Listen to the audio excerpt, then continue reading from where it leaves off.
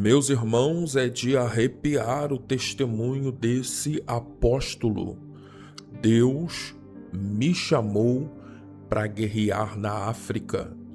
Testemunho muito forte do apóstolo Daniel Moretti.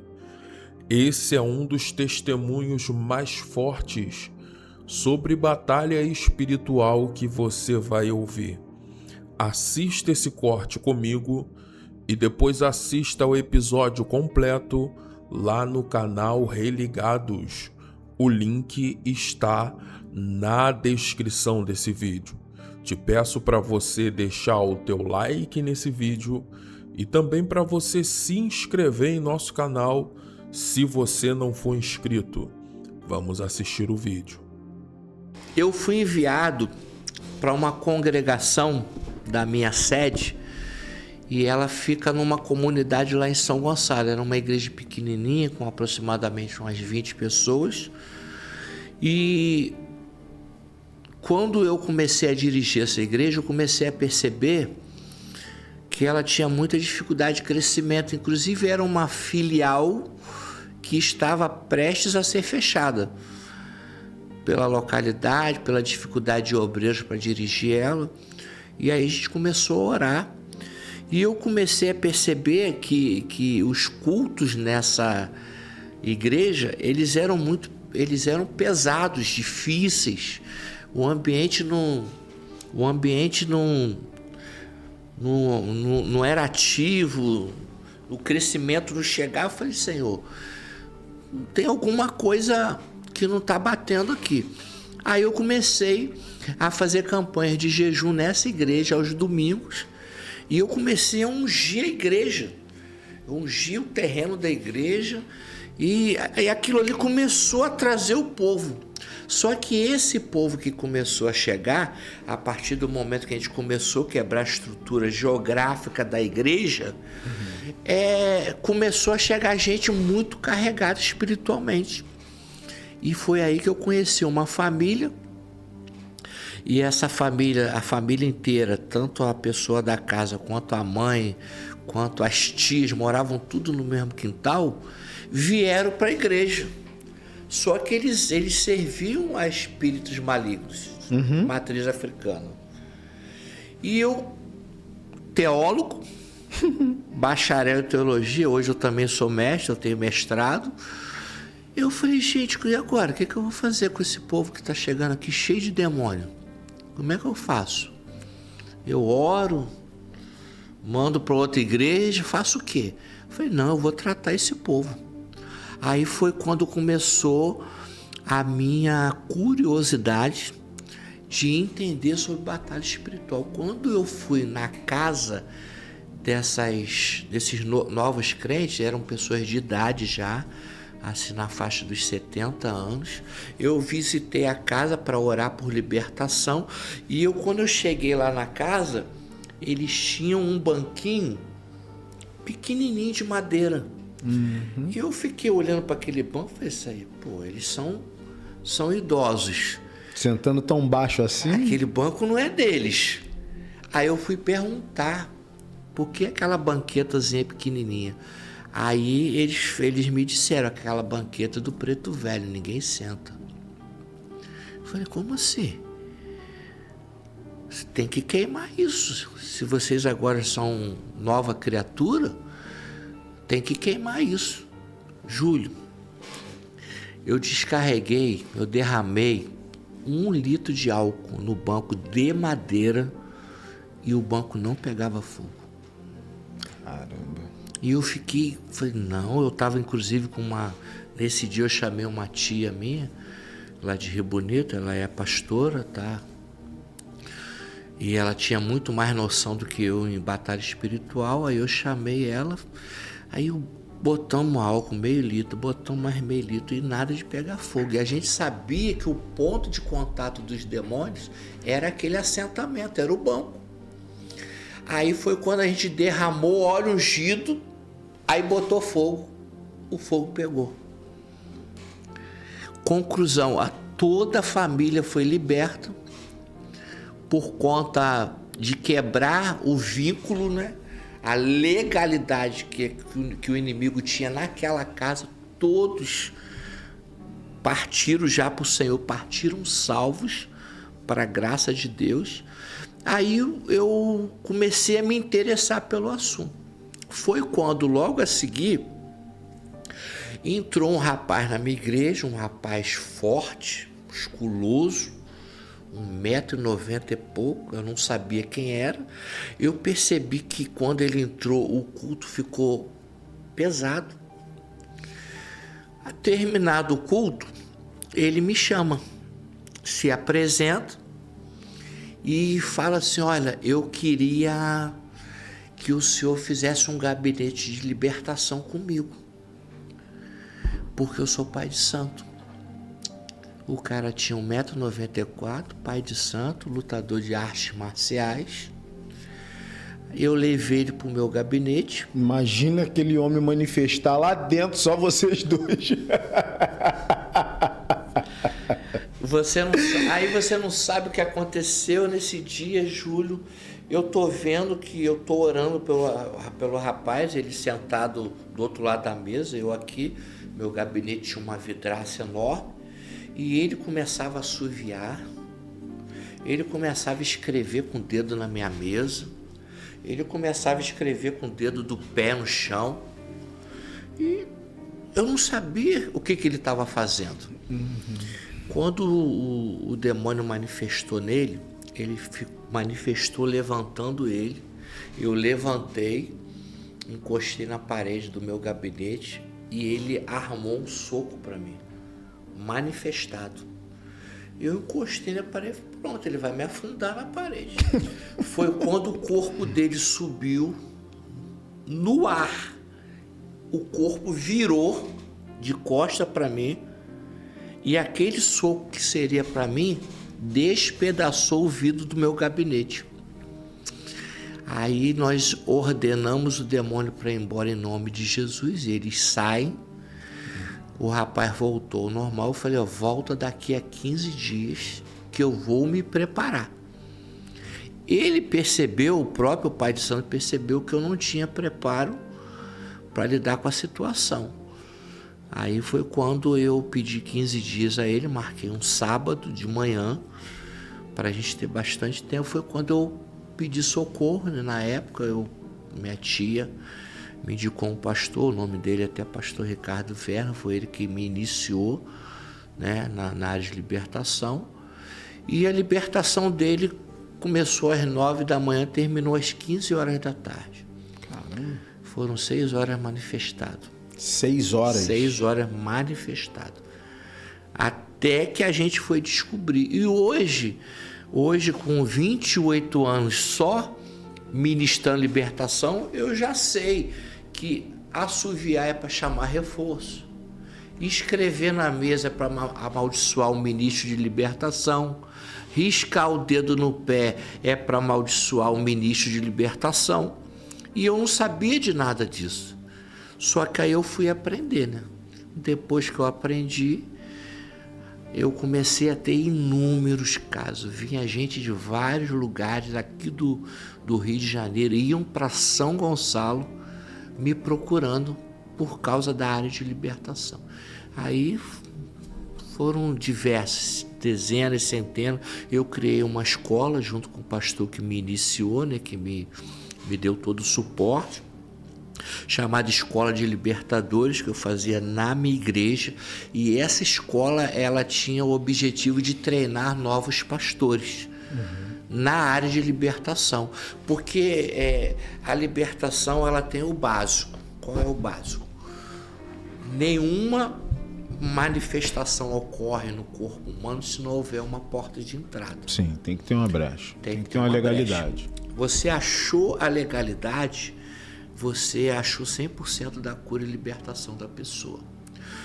Uma outra dica que eu dou para quem nos assiste: quando a manifestação ocorre, dificilmente vem os cabeças.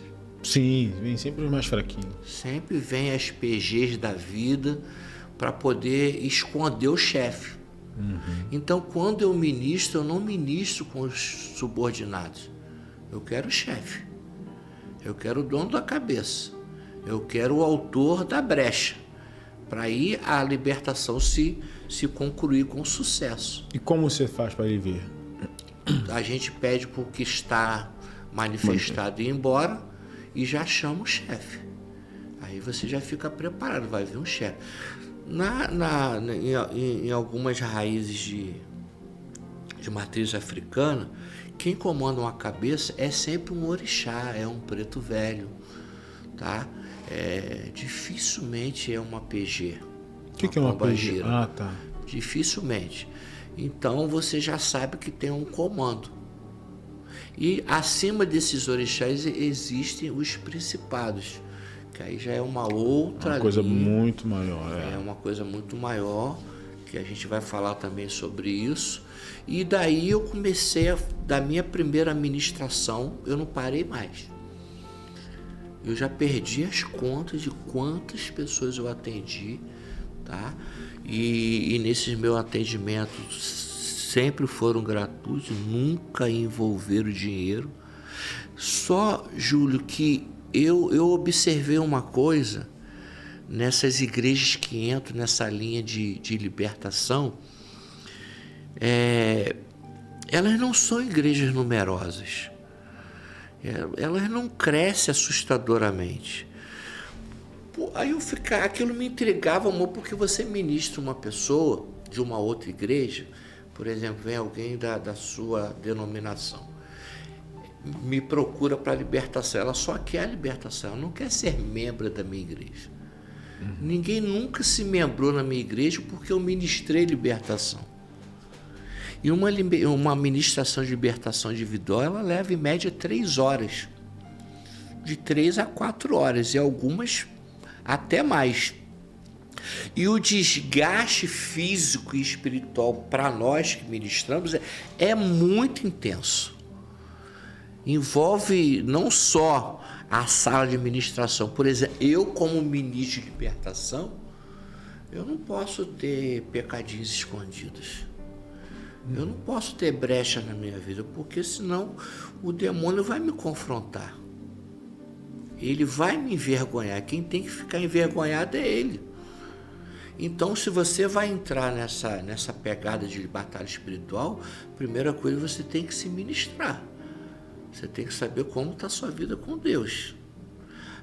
Eu tenho 10 dias do mês, eu coloco minha luz no gato. 20 dias eu coloco no tiro do gato. Então, não entre na área de libertação.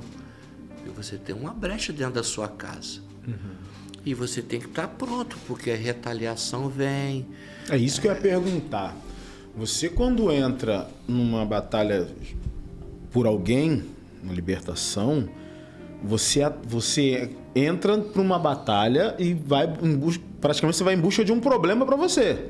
Sim. E essa retaliação, como é que é? Você já sofreu alguma retaliação? Sim, já sofri retaliação. Eu tinha um carro usado, eu fui para levar uma geladeira no Retiro, lá, não sei se o pessoal conhece, eu moro em São Gonçalo, mas o Retiro era em Guapimirim. Aí eu levei a geladeira, voltei, peguei o meu carro, que ficou em Itaboraí, não sei se você conhece. Conheço. E quando eu entrei no meu carro, eu senti um cheiro muito forte de gasolina, só que eu estava fora de casa desde as 5 e pouca da manhã. E eu queria ir logo para casa, então eu continuei dirigindo. Até que chegou num lugar lá, num lugar chamado Manilha, eu ouvi a voz do Espírito falando, para o carro. Na mesma hora eu obedeci. Parei o carro, quando eu abri o capô do carro, tinha literalmente 6 torneirinhas vazando da borrachinha da gasolina. 6 furos? 6 furos. Eu contei eles. 6 vazamentos. E o meu motor estava todo banhado de gasolina já. Por isso que o Senhor falou para eu parar o carro. Quando eu vi que estava todo banhado, que eu não ia poder mais andar com o carro, eu encostei no meu carro, a minha bateria explodiu.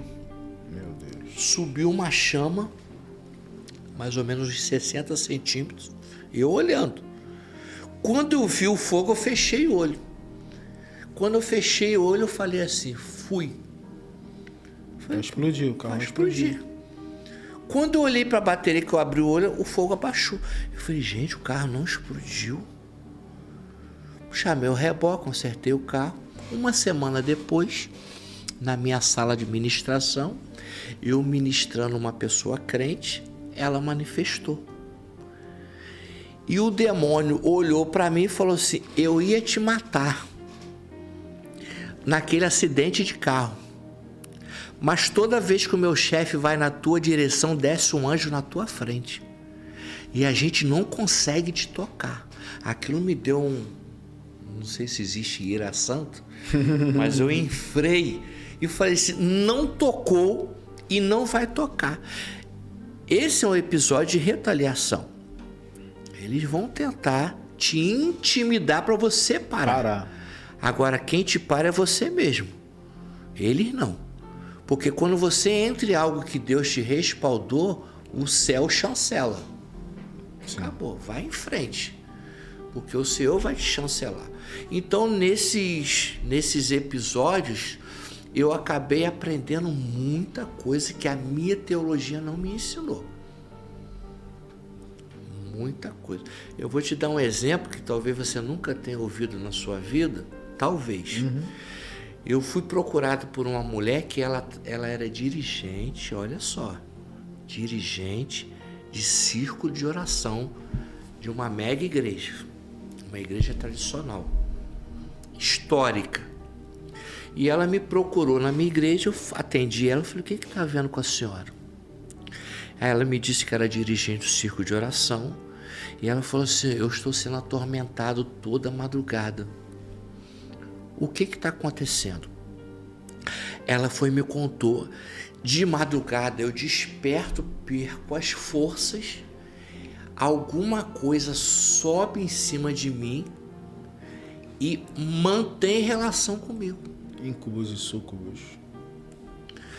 Aí ela foi, eu deixei ela falar. Aí ela falou, inclusive, eu quando eu vou dormir, eu boto algodão no meu sutiã, na minha lingerie, boto short, boto calça, boto saia, mas não adianta. Ela botava essas roupas achando que ia impedir a suposta relação espiritual que ela estava tendo. Aí eu falei, minha irmã, olha só, isso é ataque de principado, isso aí é um cubus. É um demônio que vem em forma de homem, tira as suas forças e mantém o ato. Ela sentia fisicamente o ato. E eu falei para ela, você vai ficar liberta hoje. Aí eu chamei ele. Chamei um cubus. Na mesma hora manifestou. Era ele. E se você falar esses dois nomes, sucubo e incubus ou uncubus, para uma série de pastores de algumas igrejas, eles vão rir da sua cara. Eles não acreditam nisso. Verdade. Mas estava lá uma pessoa oprimida, uma senhora de 40 e poucos anos de idade. Ela ficou tão agradecida, eu nunca mais a vi. Ela não foi para a minha igreja, ela não voltou para agradecer, mas eu sei que ela está liberta até hoje. Por quê? Porque alguém se colocou na brecha para aprender. Então, se você não quer aprender, você vai passar aperto nessa área. E qual em alguns, antigamente falavam fóruns, né? Mas eu, como sou um curioso, sou um buscador, eu já busquei algumas coisas sobre essas duas entidades. E você vê nos comentários dezenas de pessoas falando que eu sofro com isso e ninguém acredita. Eu sofro com isso e ninguém acredita. Eu já contei pro meu pastor, mas falou que era mentira. Eu falei pra fulana, eu contei para uns amigos, para as amigas e ninguém acredita. Pessoas pedindo socorro nesse sentido.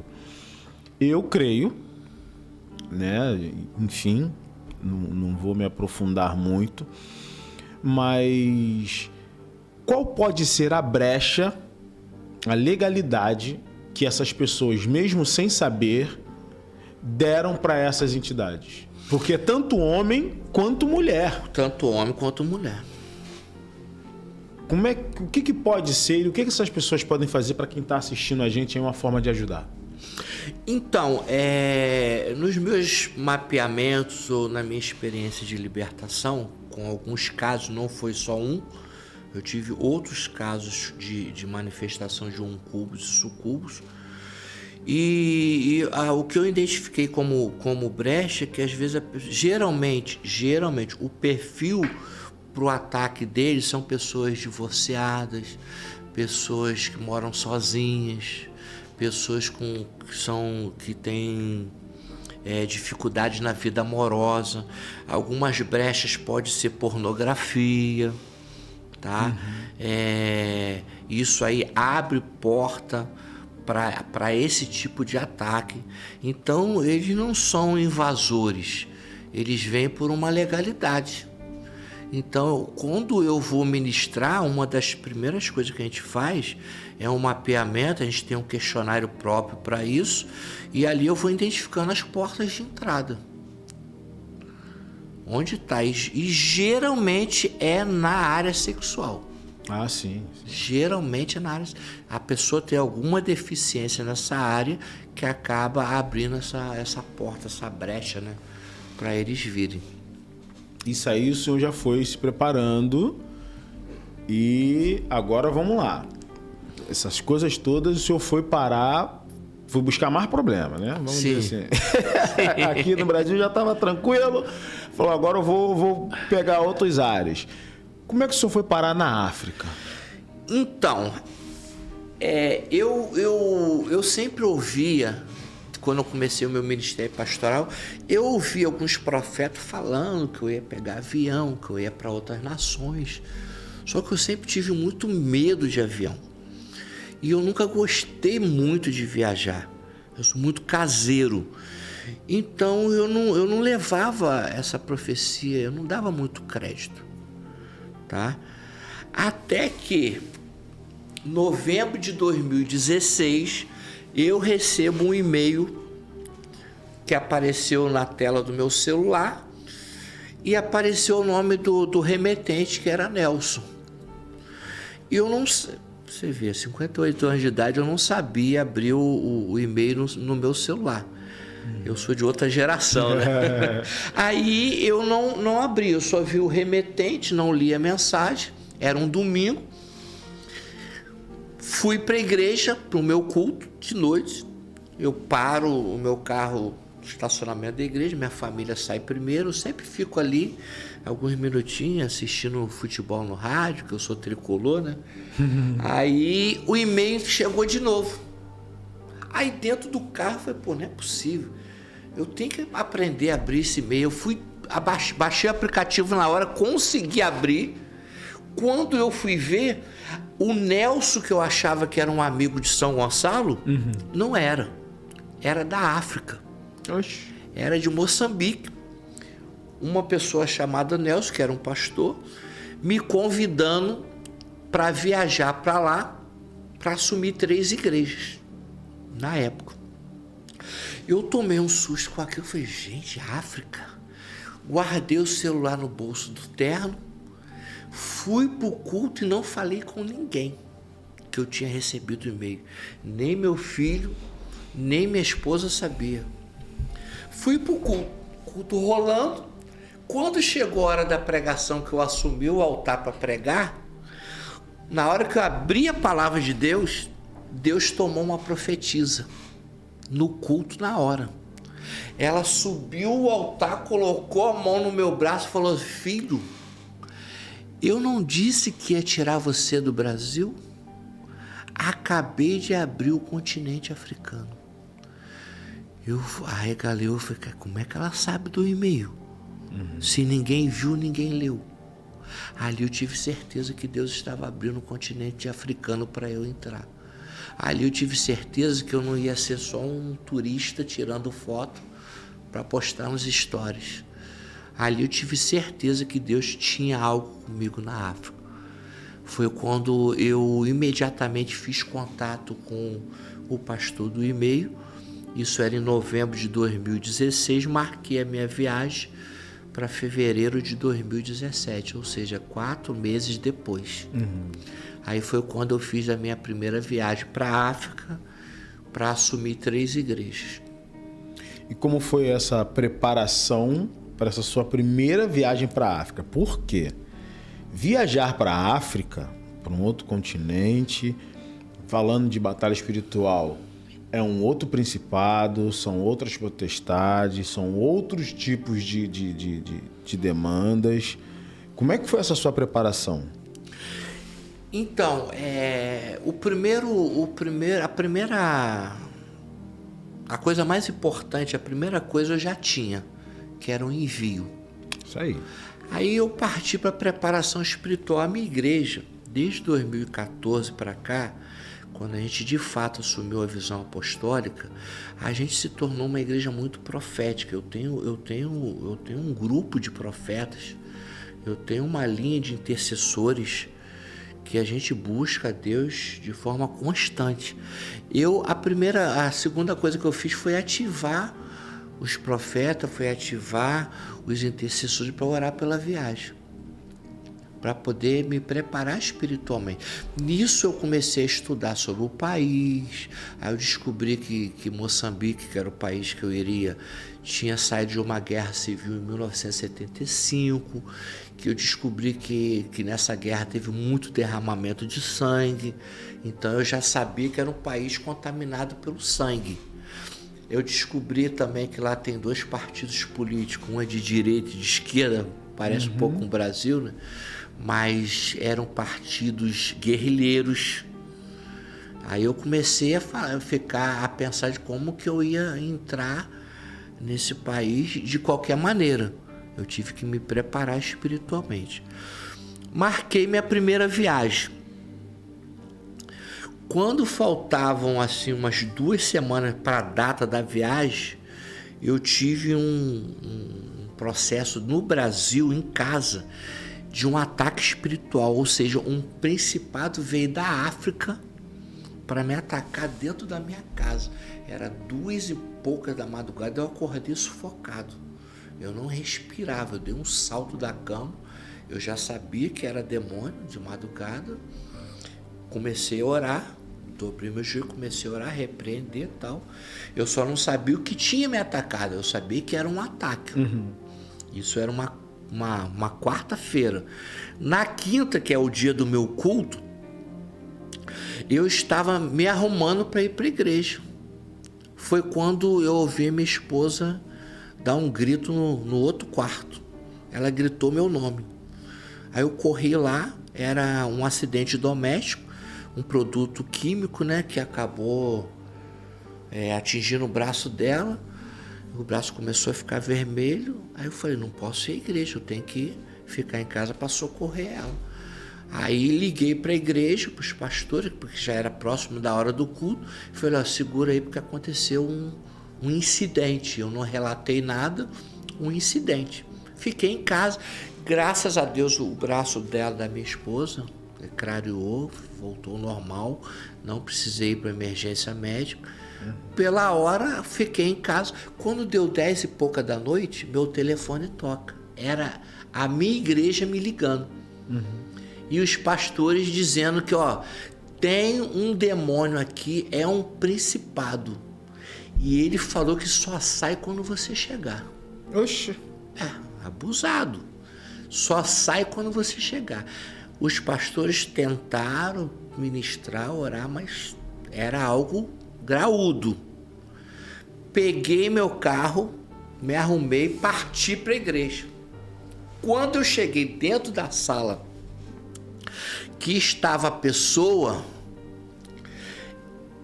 pessoa não estava manifestada, mas quando eu bati o pé na sala, Júlio, o demônio jogou ela da cadeira pro alto em pé na minha frente. E ele já veio para minha direção com o dedo no meu nariz.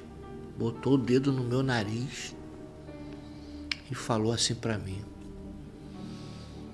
eu ia te matar num acidente de carro. Eu estava na estrada te esperando, mas você não veio ao culto, né? Aí olha o incidente dentro de casa. Foi livramento. Foi livramento. E você sabe quem eu sou? Eu não estou entrevistando o demônio, ele que começou a falar. Você sabe quem eu sou? Eu falei, ainda não tive o desprazer de conhecer, porque eu ministro assim mesmo. Eu falei, eu sou Apocanã. Eu comando todo o continente africano. E eu vim no Brasil só para te matar, porque você não pode pisar lá. E eu falei, como é que você tentou me matar? Eu prendi a tua respiração. Eu falei, gente, como é que o demônio sabia disso? Porque ele é do mundo espiritual. Sim. Aí quando ele parou de falar, que eu tomei a palavra, primeira coisa, tira o dedo do meu nariz. Aqui não é teu chiqueiro. Segundo, eu vou entrar na África, porque eu estou debaixo de envio e os anjos do Senhor já estão lá, porque eu já tinha tido a visão de um exército de anjos pisando na areia da praia de Moçambique. Eu não sabia nem se Moçambique tinha praia. E o principado falou para mim, Júlio, eu sei que eles já estão lá e são muitos, mas eu vim aqui para impedir a tua viagem. Eu falei, então você vai voltar para a África sabendo que eu vou pisar lá. Aí a gente ordenou que ele fosse embora, levasse toda a patota dele, a curriola dele, e não pisasse mais ali na igreja. Aí foi quando aconteceu a minha primeira viagem. Eu tive enfrentamentos dentro do Brasil e dentro da África.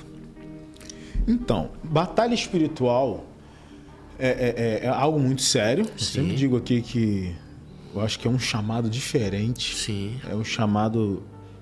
Antigamente a gente falava assim, batalha espiritual é para quem tem vida no altar. Sim, sim. Né? Hoje em dia, tô quase falando aqui a minha idade, né? Quando os mais antigos eu falo assim, opa! Qual é a diferença da batalha espiritual no Brasil e a batalha espiritual na África? Os enfrentamentos. Passa um pouco pra gente aí dessa sua experiência. O que você acha? Existe sim uma diferença. Quando você ministra uma pessoa no seu gabinete que está com problema espiritual, nós chamamos aquilo de batalha de solo. Ou seja, é o corpo a corpo, é você e a pessoa no seu gabinete. Uhum.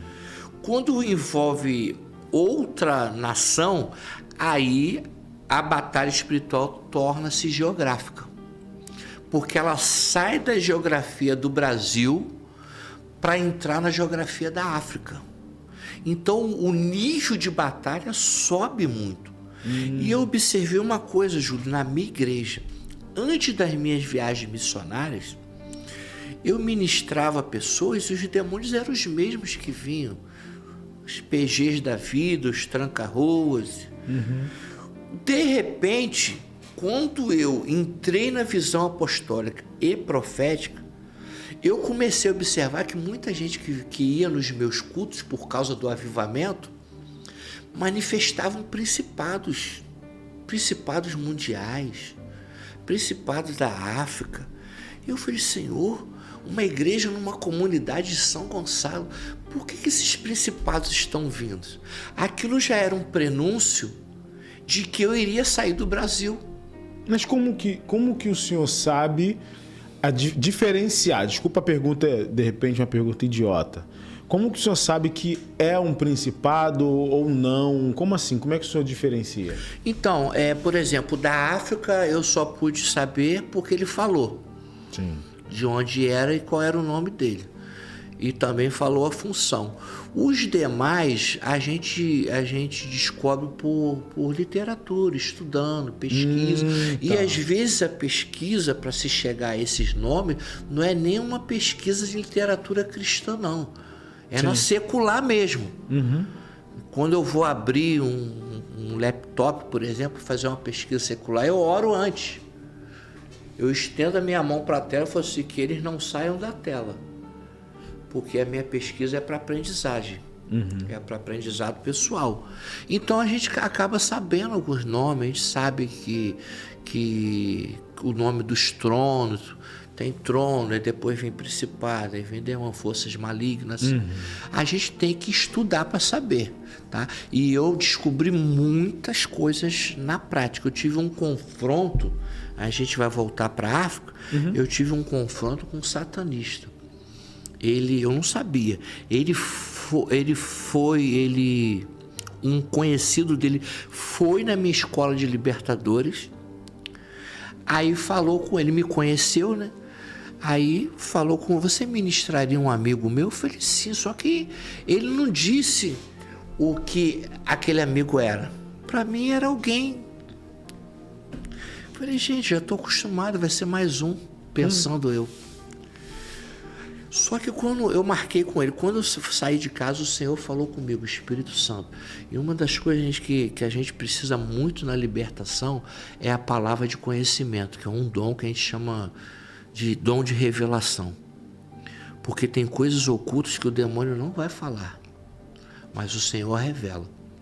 E quando eu estava saindo em casa para ir em encontro desse satanista, que eu não sabia que era satanista, para mim era só uma pessoa com problema espiritual comum, o Senhor falou comigo, quando chegar perto dele, coloca azeite no seu dedo, bota no ouvido dele e cancela a comunicação. Aí eu falei, cancelar a comunicação? Mas eu fiz, cheguei na igreja, ele estava sentado, um cara magrinho, 1,5 metro de altura, franzino.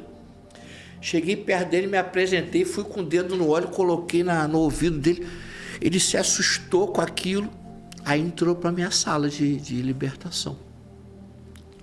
A cortar a comunicação, ele tinha um envolvimento satânico tão grande que se você tivesse a 1 quilômetro dele conversando, ele ouvia a tua conversa. Desdobramento? Desdobramento de fala. Ou demônios repassavam em tempo real para ele. Por isso que o Senhor mandou cancelar a comunicação dele. Ele ficou sem comunicação. Quando eu entrei na sala para ministrar ele, do nada, a mão direita dele começou a estapear o próprio rosto dele. Mas não era fazendo carinho, não. Estalava no rosto. Ele começou a suar. Aí eu falei para ele, Senhor, eu só posso lhe ajudar se você der o nome dos seus cabeças, dos seus... Ele trabalhava com 9 principados, ele ficou 1 ano na África, aprendendo, se desenvolvendo, fazendo sacrifício de criança. Para você ter uma ideia, Júlio, antes dele ir ao meu encontro, ele sumiu. Ele ficou sumido 24 horas. O contato dele comigo ligava para ele para marcar um ponto de encontro para ir ao meu encontro e não achava ele. Porque ele estava dentro de um cemitério no Rio se preparando para ir ao meu encontro. Mas o quê? Para te fazer o mal ou para tentar se libertar? Ele foi lá para quê? Qual foi o intuito dele ir lá? A ideia primária dele era a libertação, mas a secundária era derrubar mais um pastor.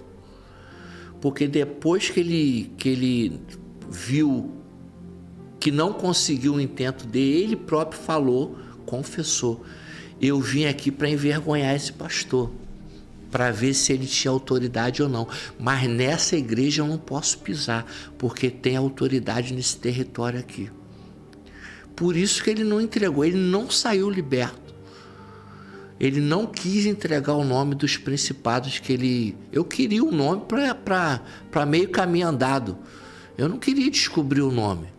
Eu queria que ele passasse logo a ficha completa, porque eu já ia no X da questão. Ele não quis passar. Eu falei, já que o senhor não quer entregar os seus guias, então eu não tenho como continuar a libertação. O senhor está liberado, o senhor quer ir embora. Mas antes de ir embora, eu olhei para ele e falei assim, olha, eu estou vendo um quarto pintado de verde, um homem deitado numa cama, e do lado dele tem 2 demônios requerendo a vida dele. Ele tomou um susto, olhou para mim e falou assim, como é que você sabe disso? Eu falei, os demônios não falam no teu ouvido? Por que o meu Deus não pode falar no meu? Ele falou, é o meu filho. Ele está sendo caçado pelos meus guias porque eu quero abandonar eles. Então, libertação é uma via de mão dupla. O aprisionado tem que querer e o ministro tem que querer libertar ele. E na questão da África, eu entendi que eu saí da batalha de solo, corpo a corpo, e entrei na questão territorial. E a Bíblia fala em Marcos 3, 27, não entre na casa do valente para saquear os seus bens sem antes manietá-lo. Manietar no grego é amarrar. Então o que aconteceu quando o principado do continente africano veio me atacar? Ele já sabia que eu tinha envio. Ele já sabia que eu iria. Ele já sabia que eu conhecia a geografia do país que eu estava indo. Aí eu fui em paz. Entendeu? Então, assim, hoje tem muita gente indo para a África fazer missão. Sim. Como também tem muita gente que vai para a África fazer conteúdo. Sim. Vamos ser muito sinceros aqui. Tá? Para as pessoas que estão querendo ir fazer missão, qual é o conselho que o senhor dá?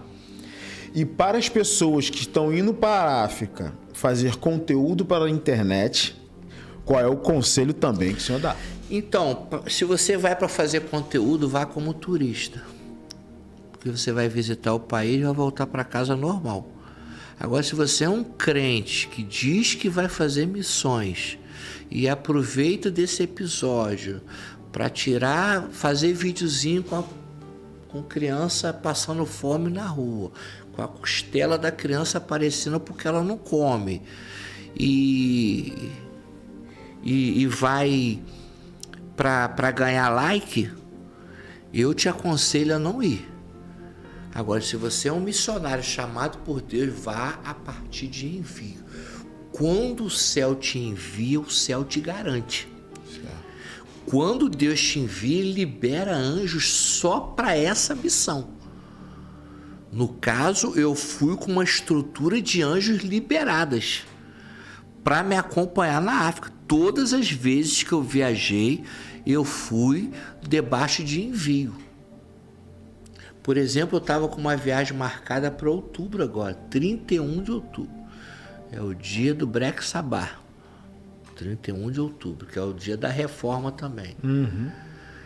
E eu tenho uma profeta dentro de casa, que é a apóstola Giana, minha esposa, manda um beijo para ela. Eu comprei passagem, levantei os recursos e ela, desde o início, ela me falou: você não vai nessa viagem. E eu teimei, Júlio.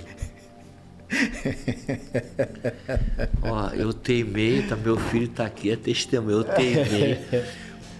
2 dias antes da data da viagem, 29 de outubro, meu passaporte não chegava. Meu passaporte chegou da Embaixada de Brasília 1 dia depois da viagem. Não pude viajar. Sem visto, sem passaporte, como é que eu saio do Brasil? Aí eu tive que falar para minha esposa: você estava com razão. Não era para eu ir em outubro. Por isso que a viagem está marcada provavelmente para ir em março agora.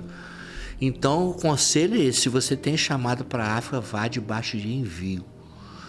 Não vá de qualquer maneira, porque o ambiente lá na África é pesado. Quando você desce do aeroporto em Moçambique, você já sente o ambiente. É um ambiente opressor, é um ambiente pesado. Não é fácil. Uma pergunta meio redundante, mas como é realmente ser missionário na África? Então, eu não sou... Eu preciso definir essas palavras. Eu não sou um missionário na África. Sim. Tá? Eu sou um apóstolo que faz missões na África. Qual a diferença? Eu, como apóstolo, eu vou para cuidar de igrejas, para expandir igreja, para treinar os pastores. O missionário que vai para a África é aquele que fica lá meses, ele mora na África, passa 2 anos na África, às vezes fica 6 meses, volta, daqui a pouco volta. Isso é diferenciado, né? É diferenciado. Aí ele tem que ter um preparo missiológico, cultural, transcultural, é diferente, tem que ter um envio, tem que ter o chamado da mesma forma. Então eu sou um apóstolo que faço missões, ou seja, eu viajo para dar suporte às igrejas, e essas 3 igrejas de 2017 hoje são 60 igrejas só na África que estão debaixo da minha estrutura apostólica.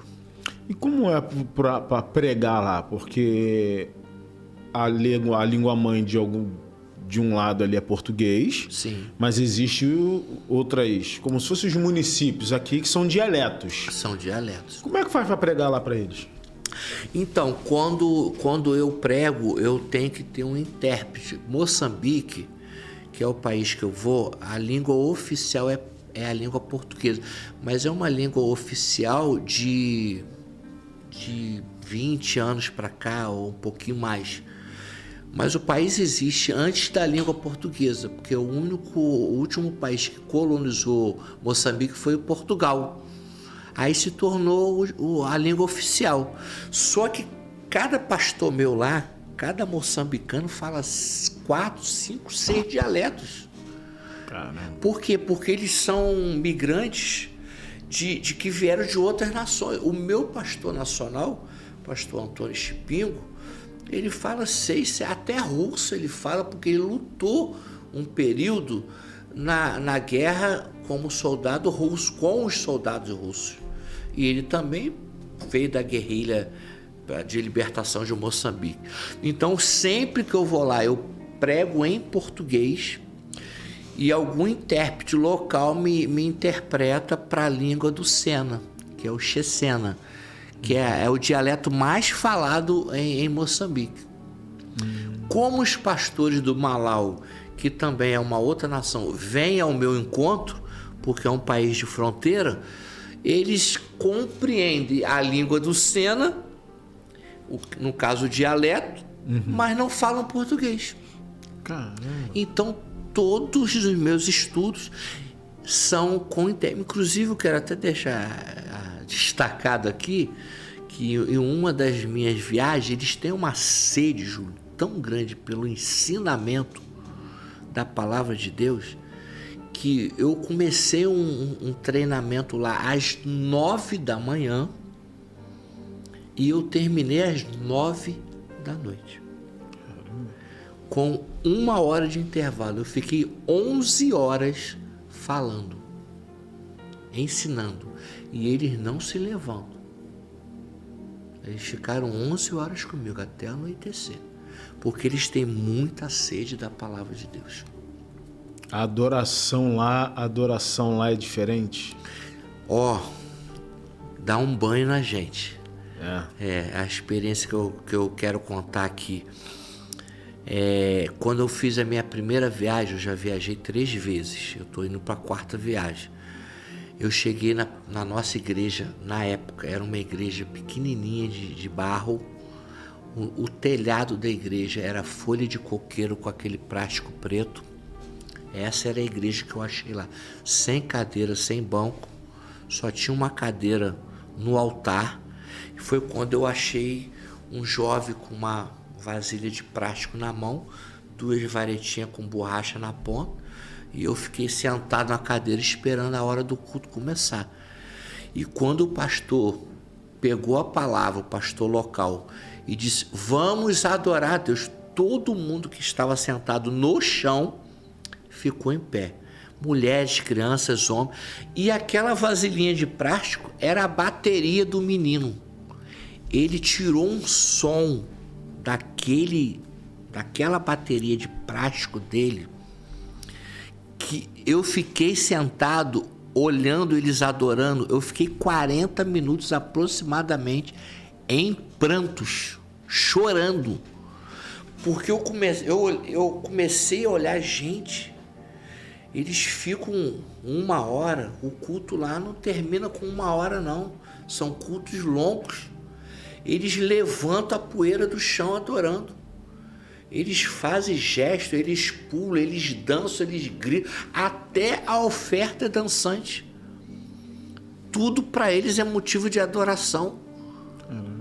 E aí eu olhei aquele culto, comecei a lembrar que a minha igreja no Brasil tem ar-condicionado, tem bateria de ponta, tem microfone top. Eles não têm nada. Nem Bíblia tinha na igreja, só tinha uma, toda rasgada e sem capa.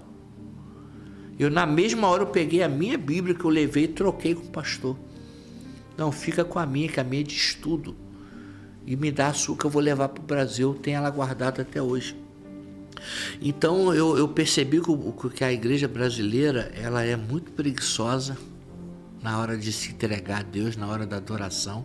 Se o louvor não te agrada, você não abre a boca. E uma coisa que eu percebi, Júlio, que é uma tristeza muito grande que eu falo isso, é quando eu viajo para a África, eu peço ajuda a algumas igrejas locais conhecidas, pastores conhecidos, para me ofertarem na minha viagem. Eles não abrem suas igrejas para isso. Mesmo eu pedindo, é meia dúzia de pastores que me ajudam. Aí você vê igrejas aqui no Brasil entupida de gente, lotada, que não gasta R$1 com missões. Não tem coragem de comprar uma Bíblia para mandar para a África. Então é lamentável. E outra coisa é que o povo de Moçambique ama o Brasil. Júlio, quando eles saem para orar, eles vão para o monte, eles vão para o deserto, eles ficam, inclusive mulheres com as crianças amarradas no corpo. Eles ficam 2, 3 dias no alto do monte ou no deserto, orando pelo Brasil, pelas igrejas de Moçambique, para que o Senhor levante recursos. Então eu, Daniel, após Daniel Moretti, sou a resposta da oração deles. Não é da minha oração, não, é da deles. O Senhor ouviu eles e me achou no Brasil para poder ajudar eles. Então, lá ele tem uma dificuldade muito com Bíblia, né?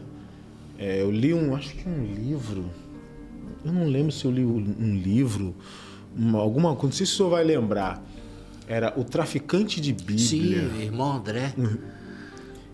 Tem uma história mais ou menos assim de um irmão, o senhor falou irmão André, que ele, entre aspas, ele... Ou não, nem não, entre não aspas. Era entre aspas, ele traficava a Bíblia. Ele traficava a Bíblia mesmo. Ele né? entrava escondido com as Bíblias. E quando não tem, eles sabem que tem uma Bíblia, tipo, a gente está aqui no Recreio dos Bandeirantes e tem uma Bíblia em São Gonçalo. Sim. É verdade que eles vão... Sim, é verdade. Quando eu cheguei lá, só o meu pastor nacional tinha uma Bíblia velha. Ninguém que estava no meu primeiro culto da minha primeira viagem, que tinha aproximadamente umas 200 pessoas ou mais, ninguém tinha Bíblia. Então, se ele descobrir que uma cidade que fica 3, 4, 5 horas da dele, um pastor tem uma Bíblia, aquele pastor viaja para o encontro daquele pastor com uma caneta, ou um lápis, ou uma folha, ou um caderno, vai naquela cidade, pega a Bíblia do pastor e copia. Quantos versículos eles puderem, eles vão copiando no caderno. Voltam para a sua aldeia e passam a pregar a palavra com os versículos daquele caderno, porque eles não têm uma Bíblia. Aquilo me tocou. Na minha primeira viagem eu não tinha nem intencionado comprar nenhuma Bíblia. Na primeira viagem eu tinha levado uma quantia de dinheiro muito boa. Eu comprei 350 Bíblias na primeira viagem. Hoje, 2026, eu já comprei para a África, para Moçambique, Malawi, 947 Bíblias local, lá, no dialeto deles. E o meu foco, minha meta era atingir a compra de 1000 Bíblias. Faltam só 53. Então, pastor, a adoração lá, o senhor disse que é algo forte. Muito. Mas como é que a gente consegue explicar o que acontece no continente africano com aquele povo? Porque é uma miséria ao extremo, é um problema espiritual, ancestral. Será que está ligado a Gênesis 9? como é que a gente consegue, o senhor que é muito mais estudioso do que eu, muito mais estudado do que eu, tá ligado a Gênesis 9 ali, 20, do 20 a 29, alguma coisa parecida? O senhor acha que é isso? Então, eu não posso desligar o continente africano de Gênesis capítulo 9, que é a confusão das línguas, e a partir daí veio o episódio com Noé, quando ele se embriagou, e um dos filhos dele, ao invés de ter o cuidado de proteger o pai, zombou. E existe até algumas pessoas que forçam o texto para inserir ali uma suposta violação, entendeu? Estão tentando fazer essa asneira aí. Uma violação que eu nem vou falar abertamente para não dar crédito a eles. Mas o pai, Noé, quando ele lançou a sentença, ele amaldiçoou a geração de Cã e abençoou a geração do primeiro filho Sem e Javé. Então, o que acontece? Na confusão das línguas, quando os povos se espalham, você vai ver que o filho que recebeu a bênção que Sem, você vai ver quais as nações que saíram dele. São as nações que estão na Europa. São as nações prósperas. E quais as nações que saíram dos filhos de Cão? Foram as nações que foram para a África. Então, o continente africano, a sua dificuldade financeira hoje, ela envolve, sim, uma origem ancestral, ela envolve questões políticas, questões sociais, questões espirituais, sim, porque é um povo muito empobrecido, algumas pouquíssimas. Parece que o continente africano tem 43 nações. Talvez você consiga uma meia dúzia que é mais próximo. Você vai na África do Sul, que eu sempre paro em Joanesburgo para ir para Moçambique, você vê uma parte pobre da África do Sul e vê uma parte que eles chamam a parte branca, mais próspera. Mas existe a questão espiritual que em alguns países é muito forte. Eles são muito voltados para a feitiçaria, muito voltado para magia, muito voltado para sacrifício de criança. Alguns feiticeiros, eles têm colares com ossos de vítimas sacrificadas. Então, o peso espiritual e a influência espiritual, eu acredito, visitando esses países, que tem um percentual muito grande no não desenvolvimento maior desses países. A pobreza em Moçambique é muito grande. Então, o senhor crê a gente está falando, de repente, de uma maldição hereditária? Sim, a origem, sim. O pós-origem ou a pós-fundação do continente, acredito que já tenha implicações pessoais, ou seja, pela cultura, pelo desenvolvimento. Você vê que, por exemplo, Moçambique, eu posso falar um pouco melhor porque é para lá que eu vou, veio de uma guerra civil em 1975. Então, o derramamento de sangue, o meu pastor nacional, por exemplo, ele saiu do exército porque ele levou um tiro no braço na guerra civil. Então você vê que a partir daí o país se tornou um país, entre aspas, democrático, mas com nível muito alto de corrupção. Então isso tem implicação espiritual também, a política do país e as questões de crença, né? Moçambique é hoje um país livre para a pregação do evangelho e hoje Moçambique tem muito cristão. Tu acredita que daqui a um tempo a gente possa ver uma Moçambique mais próspera? Eu acredito, sim. Até porque hoje o presidente atual de Moçambique, ele é mais inclinado para a direita, tá? A nação em si já se vê uma prosperidade muito grande. Uma coisa que eu vejo quando eu estou lá inclusive me irrita muito quando eu estou lá, as rodovias principais são todas impecáveis hoje. 2026. Mas por quê? Eles deram as concessões para os chineses. A China está tomando conta de Moçambique. E aí o chinês faz a estrada e tem direito 50 anos de cobrança de pedágio por aquela estrada. E eu vejo os hotéis, os comércios, os mercados, quando você vai procurar os donos, não são de Moçambique, são chineses ou são indianos. Então lá em Moçambique já tem uma parte mais elitizada, tipo assim, vamos dizer assim? Já tem uma parte um pouco mais elitizada e essa parte mais carente é um pouco mais para dentro, seria mais ou menos isso? Sim, a parte mais carente fica mais para o centro, mais para o norte. Você vê que eu fui no norte, na cidade do Tete, que é hiper desenvolvida. Eu fui na capital do país, em Maputo, que tem concessionárias, grandes hotéis, é totalmente mais desenvolvido. Não parece que é Moçambique. Não parece que é Moçambique. E eu vou, as minhas igrejas ficam mais na parte mais rural, nas cidades menores, nos bairros pequenos, que são extremamente pobres. Fazendo um paralelo que o senhor viu de pobreza. Não vamos citar nome de bairros. Mas uma pobreza nível Moçambique aqui no Brasil. Você já viu alguma coisa parecida? Não. Aqui não tem nada que se compara, né? Não tem nada que se compara. A gente ouve falar dessa escassez alimentar no Brasil em alguns lugares no sertão. A gente só ouve falar. Mas lá em Moçambique, por exemplo, é uma coisa que eu estranho muito, que você passa nas estradas, você vê multidão de pessoas vindo e indo.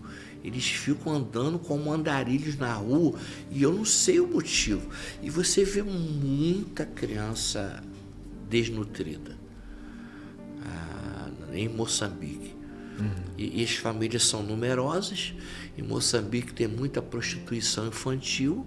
Meu Deus. Por causa da estrada que os caminhoneiros passam para comprar madeira de Moçambique, e abusam das crianças. Então isso eu vi muito lá. Abusam por comida, por causa de uma comida, um pedaço de pão. Então isso tudo culturalmente tem implicância espiritual relevante quando você entra dentro do país. O senhor estava contando aqui em off, né? Porque ir para esse tipo de serviço, a mando do rei, traz retaliações. E você falou que teve um enfrentamento no espírito com uma bruxa. Como é que foi isso? Foi aqui ou foi lá? Não, foi lá em Moçambique. Então, eu estava no Brasil, aqui no São Gonçalo, pregando numa igreja, quando Deus levantou um profeta nessa igreja, não era a minha igreja, e o profeta disse para mim: filho, tem uma bruxa te esperando na África. E o nome dela é Mãe Naninha. Ele deu até o nome da bruxa. Mas fique tranquilo, porque eu, Senhor, estou contigo. Eu, Júlio, viajei em paz, mesmo sabendo que tinha um enfrentamento espiritual na África. Eu viajo às quintas, chego na sexta, no país. Faço os trabalhos sexta da noite, sábado, domingo, o dia inteiro, manhã, tarde e noite. Os trabalhos são intensos. Quando chega segunda-feira, eu volto para o hotel em Moçambique. Terça-feira de manhã já pego o voo para o Brasil. Nessa noite, na última noite no país, eu, deitado na cama, lembrei da profecia, lembrei que eu já estava indo embora para o Brasil, comecei a rir. Eu rindo sozinho. E eu pensei: cadê a bruxa? Que eu não vi bruxa nenhuma. Foi quando o quarto todo apagado, o quarto do hotel, o escuro do quarto ficou pior, porque eu vi com olhos abertos que tinha entrado uma nuvem de demônio dentro do quarto, uma nuvem negra. O meu lado esquerdo do corpo começou a gelar, esfriar e paralisou. Meu braço esquerdo ficou paradinho no corpo. E eu percebi que a minha mão direita funcionava, se mexia. Foi quando eu ouvi a voz. Eu estava perguntando onde estava a bruxa, nos meus pensamentos. E rindo. Foi quando eu ouvi uma voz dizendo para mim assim: quem disse que eu não vim? Eu vim pelos ares. Aí eu percebi que era uma projeção astral. Quando a voz falou isso para mim de forma aterrorizante, eu levantei a minha mão direita que estava se movendo, botei na frente do meu rosto e dei uma ordem àquela bruxa: sai do meu quarto agora, em nome de Jesus Cristo de Nazaré. Da mesma forma que você veio, pega a tua turma e vai embora. Na mesma hora que eu orei expulsando aquele mal, o meu lado esquerdo voltou à temperatura normal e o meu braço voltou a funcionar. Aí eu percebi que o meu ataque, com o meu confronto com a bruxa, não foi físico. Ela foi espiritual. Irmão, te peço para você deixar o teu like nesse vídeo e também para você se inscrever em nosso canal se você não for inscrito. Deixa aqui nos comentários de que lugar do Brasil ou do mundo você está me assistindo. Ainda no campo dos comentários, se você puxar para o lado, vai aparecer um botão escrito hypar. Eu sei que ele não aparece para todas as pessoas, mas se ele aparecer para você, aperta nesse botão e ajuda o YouTube a distribuir esse vídeo para mais pessoas. Te peço para você compartilhar esse vídeo com alguém que precisa assistir esta mensagem. Compartilhe com seus amigos, familiares, compartilhe em seus grupos de WhatsApp, compartilhe em seus grupos de oração. Seja instrumento de Deus. Aqui também no comentário fixado, eu vou deixar o link do meu canal no WhatsApp. Se você quer receber todos os conteúdos do PH Produções em primeira mão, entra lá e me segue, porque eu tenho compartilhado todos os conteúdos por lá, tá bom? Irmãos, ouvindo o testemunho do apóstolo Daniel Moretti, nós passamos a entender como que Deus ele é estrategista. Porque quando nós lemos a Bíblia Sagrada, nós vemos grandes homens de Deus vencendo suas batalhas por intermédio de estratégias que foram dadas por Deus. Toda batalha espiritual, ela será vencida por estratégias que são dadas por Deus. Quando nós vemos Davi derrubando o gigante, uma estratégia dada por Deus. Quando nós vemos Gideão vencendo uma peleja com 300 homens, uma estratégia dada por Deus. E diversos outros casos que Deus ele deu a estratégia, ela foi posta em prática e o seu povo saiu vencedor. Então essa batalha espiritual que você está enfrentando, ela só será vencida quando você levar essa batalha para o lugar certo e pedir a estratégia correta para poder vencê-la. Deus é especialista em vencer batalhas e pelejas. Então creia, entregue nas mãos de Deus e peça a Ele a estratégia correta para que você possa sair vencedor dessa batalha espiritual. Se esse vídeo falou ao seu coração, deixa o teu like. Nos siga também para mais vídeos. Que Deus abençoe tua vida poderosamente.